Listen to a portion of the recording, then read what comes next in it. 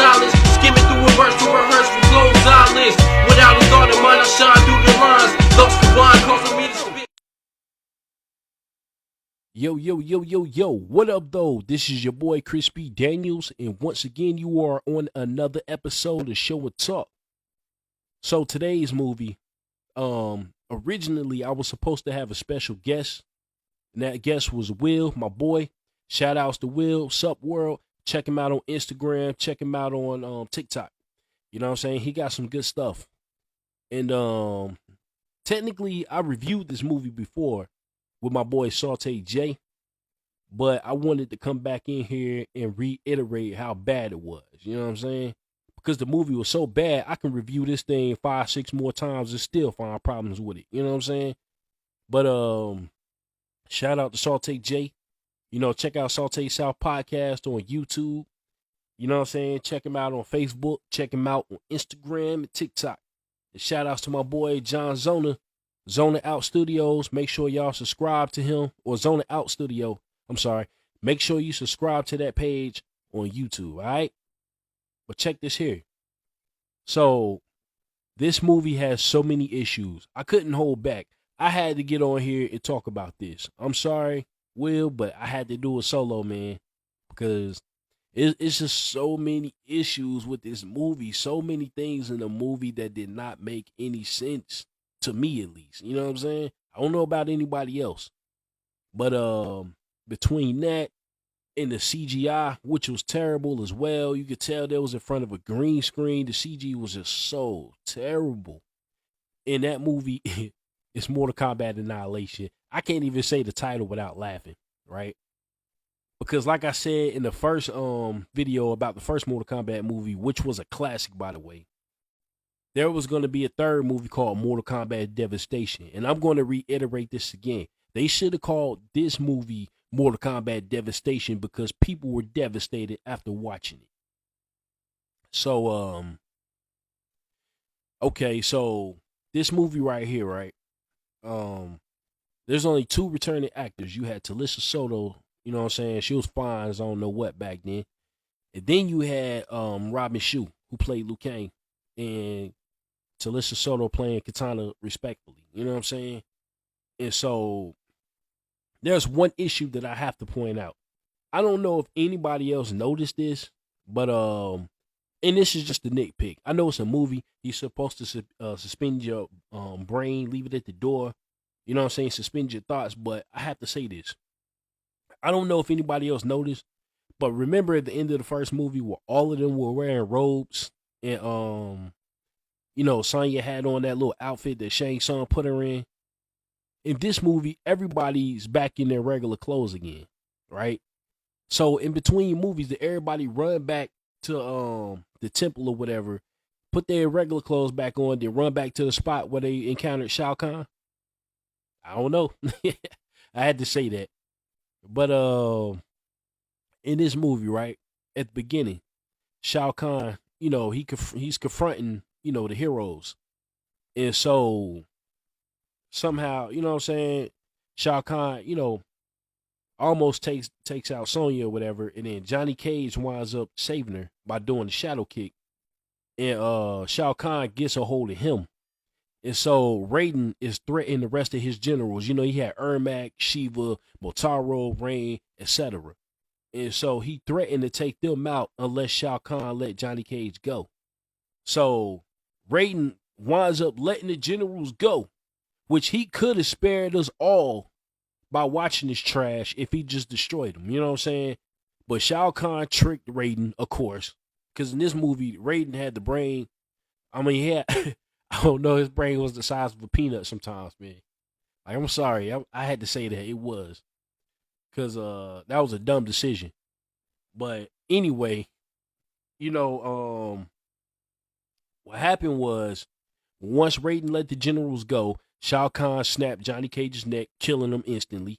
And that was it. So I feel like in the first movie, Johnny Cage's journey was all for nothing because he got killed anyway. And so, I mean, it was an unrecognizable actor. I believe that was the same dude that was in the next Karate Kid, which that movie was trash as well. Man, this guy couldn't catch a break. You know what I'm saying? But anyway, after that, you know what I'm saying? The character, the movie starts basically, which, like I said, Raiden could have spared us all by killing off the generals. I wish they had a version of that. You know what I'm saying? I would have bought that movie instead. But anyway, I want to talk about the characters for a second, right? So, as you know, of course, Liu Kang, Katana, Johnny Cage, Sonya, they're going to be in this movie. But as far as every other character that was in this movie, I believe they just introduced them just to put them on screen, right? And they got killed off like it was nothing. So you had the fight scene between Melina. I'm sorry, I had my lady was talking to me just now. It's all good. This mic is condensed, so that was just me talking to her, but sorry for the interruption. But anyway, Melina, Jade, and the rest of them, right, show up basically, in my opinion, for no reason. So when Melina got into that fight with Sonya, it was a mud fight. It was nothing but fan service, of course. But they got into that mud fight. Honestly, I thought that fight was trash. I can't front. And of course, Melina died. Sonya won that fight. You knew she was going to win it. It was predictable. You know what I'm saying? Because of plot. But anyway, and there was also a scene to me that did not make any sense at all. Liu Kang's 3 tests. The first test, I believe, came when he first encountered Nightwolf.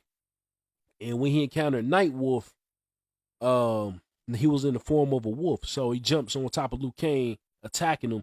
Liu Kang fights him off. And Nightwolf turns back into his regular form. You know what I'm saying? And then explaining to Liu Kang that was his animality. And so he was telling Liu Kang he needs to unlock his animality in order to complete his journey. You know what I'm saying? And so, and to save Katana and everything. So next he encounters Jade. And Jade, she seduces Liu Kang. You know what I'm saying? And then Liu Kang resists because he said his heart belongs to another. Then this is when she becomes, the fighting version, the fighter version of herself. So they get into a fight. Jade gets the upper hand, you know what I'm saying? Somehow on Liu Kang. But as far as Nightwolf though, I meant to mention this too. He disappeared after knocking Liu Kang out with a tomahawk. Because when they had their conversation before Jade showed up, Nightwolf told Liu Kang they can do it. You know what I'm saying? He can complete this the easy way or the hard way, basically. The short way or the long way. Liu Kang tells him he ain't got time, so give him the fast way to do things. So Nightwolf throws a fucking tomahawk at his head, knocking him out, right? That's not how it works in the games, but okay. And then that's when Nightwolf disappears. And then, I don't know, man. To me, it just didn't make sense with all these little tests. But a lot of characters in this movie showed up that way. Either they got killed off or they disappeared. For an example, you had the fight scene between Sub-Zero and Scorpion, right? And I can't lie, the choreography was pretty good. Like, they did their thing in that fight scene, which was also fan service as well, because a lot of people back then was wanting to see those two fight on the big screen for the longest time. Ever since the first movie. So they finally gave us that. And so after that, Scorpion, he grabs Katana and he takes off with her. You know what I'm saying? And so Sub-Zero is telling Liu Kang, you know what I'm saying? Basically he explains to Liu Kang the reason why it seems like he's still alive is because Liu Kang killed, his brother, which was Bi-Han, by the way. This is Kuai Liang in this movie. And so after that, Sub-Zero disappears. You never see him again. Then I gotta talk about your boy Jax. You know what I'm saying? In this movie, Jax is supposed to be the comedic relief. He's got the arm, the metal arms and all of that, right? In the games, the reason why he has the metal arms is because he got them ripped off. In the movie, he has the metal arms to enhance his strength. You know what I'm saying? Because the first time you encounter Jax in this movie, you see Jax in this movie, is when Sonya shows up at that lab, and he gave him, he gave himself the arms or whatever. So he broke out because Sonya couldn't, get him free. And then this is when Cyrax and a bunch of henchmen show up. You know what I'm saying? So they're fighting in the lab, and I gotta say, Sonya actually did her fatality in this movie. You know what I'm saying? She picked up this flammable ash or whatever. You know what I'm saying? She did the kiss of death basically on Cyrax. And so when Cyrax did throw that net though, and you know what I'm saying, it got caught up in Jax's arm, his metal arm. You know what I'm saying? But yo, I can't even lie, Cyrax looks good in this movie. You know what I'm saying? Even though when Sonya grabbed him and tossed him, you know what I'm saying? Yo, it like he was just standing there waiting for that to happen. I don't know. I know he's a cyborg and everything, but still. You know what I mean? Cyrax got job. He jobbed. You know what I'm saying? To both of them. Which in the games, I don't know. Jax might be as good as Cyrax, maybe even Sonya. You know what I'm saying? But in the movie, he was a jobber. A lot of these fighters in this movie, a lot of these characters were jobbers. You know what I'm saying? Like, for an example, Shiva showing up, right?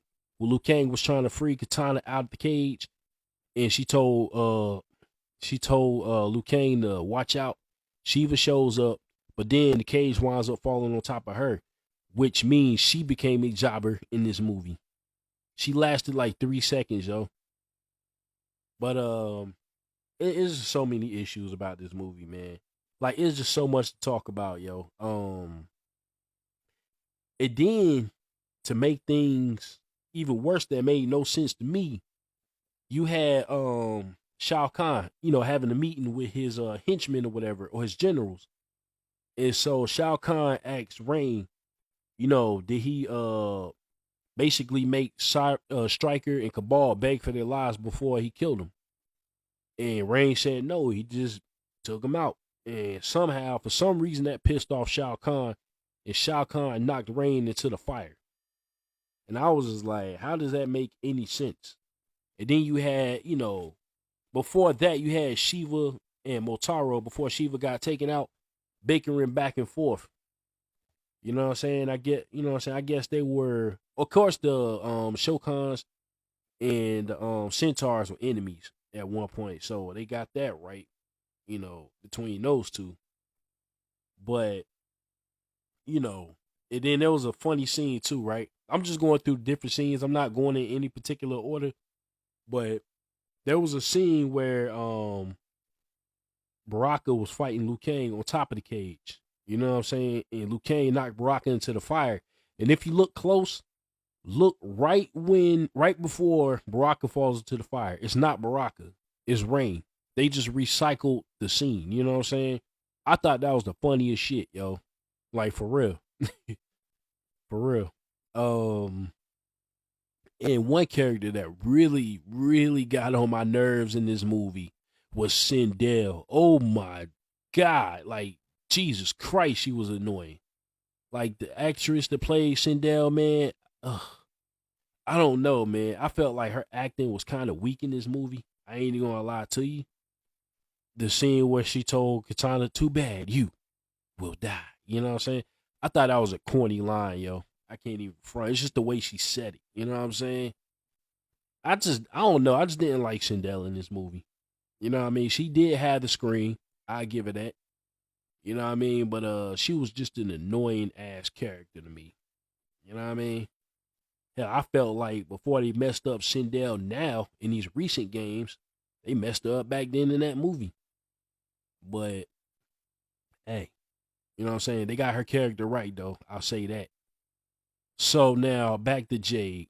Jade, okay, so she was telling Liu Kang, right, that Katana was the key to that whole situation that was going on, which I, nor anybody else, probably understood what she was talking about. Even though but Jade was lying to them the whole time. Of course, trying to, setting them up, leading them into a trap.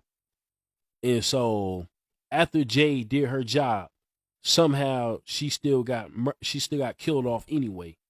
by this dragon logo. Like it came out of it came out and ate her. You know what I'm saying? Swallowed her whole and all that. You know what I'm saying? So Jay got killed off. It's just like I said, man. This movie has everything. This whole movie was a sin. You know what I'm saying?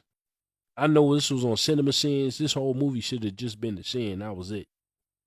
But anyway, oh yeah, shout out to Cinema Sins, by the way. But Raiden, played by James Remar.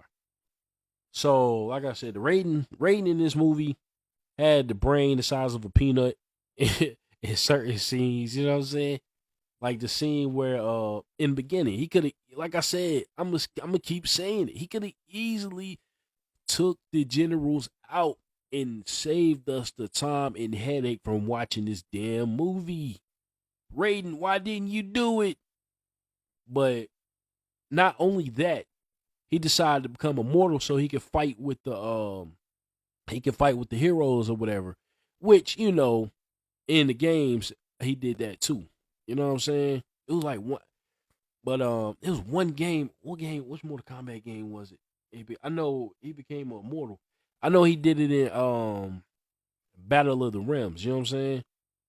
He became immortal, I believe, in that movie. I believe he did. But you know what I'm saying? They did get that right. But near the end, when Raiden tried to challenge, you know, Shao Khan or whatever, he got blasted all the way. He got blasted across the across the field or whatever, and wound up dying. So the last fight scene takes place between Sonya Ermac,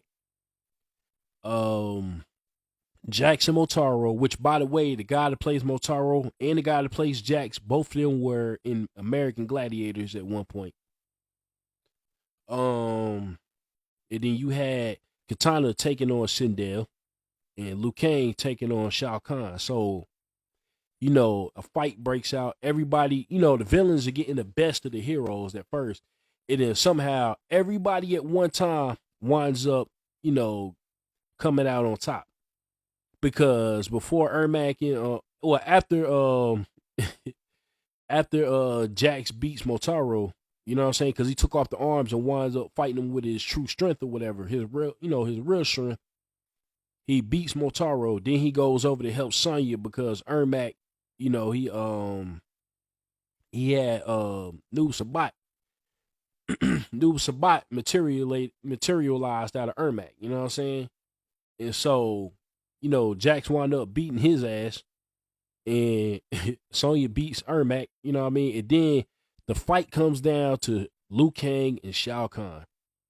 So as they're fighting, Liu Kang, you know, he's getting he's Shao Kahn's getting the best of him, and then he becomes a dragon, which he does in the game. They got that right. The one thing I can say about this movie before I continue is they got a lot of things right, but they got a hell of a lot of things wrong. You know what I'm saying? It's just so much wrong. Like I said, there's so much wrong about this movie. Liu Kang becomes a dragon, and Shao Kahn becomes this Hydra looking creature. You know what I'm saying? And so it's like stop motion when they're fighting, and it's terrible. Like the special effects are so terrible, yo. And so they become, you know, they go back to their regular forms after a little bit. And so you see that Shao Kahn's bleeding, right? And so because now he's surprised at himself. He's shocked at the fact that he's bleeding. And so Shinnok, so you know what I'm saying, was in this movie too. And he was going to destroy Liu Kang himself until the other two elder gods showed up. And then now they made it a fair fight. And so Liu Kang got the best of Shao Kahn. And after Shao Kahn lost, it was like this big winged creature that came out of his back and flew off. And in fact, every villain in this movie had that tattoo on their shoulder. You know what I'm saying? On the back of their shoulder or whatever. It was like the tattoo of the winged pterodactyl looking creature or whatever that flew out of them whenever they died. And so we come to find out that, you know, Shao Kahn was Raiden's brother. But at the end of the movie, Raiden comes back. and he has the job of an elder god now. You know what I'm saying? He has the position of an elder god. And so not only did he lose his godhood, he died and came back as an elder god. You know what I'm saying? Raiden was noble in this movie, but it was just a couple dumb decisions that he made, in my opinion. You know what I'm saying? Okay, Mortal Kombat, right? Mortal Kombat Annihilation. If I got to give this movie a grade, man, I'll be nice and give it a 3 out of 10. You know what I'm saying? This movie just sucks, man. Like, if anybody like this movie, more power to you. I can't say anything. You like this movie, that's your opinion. That's your prerogative. You know what I mean? Saute J. But anyway, I have this movie, unfortunately, on DVD, but I had to get it. It was in a 3-box set with the first movie and the Mortal Kombat 2021 film. You know what I'm saying? But I don't mind having it.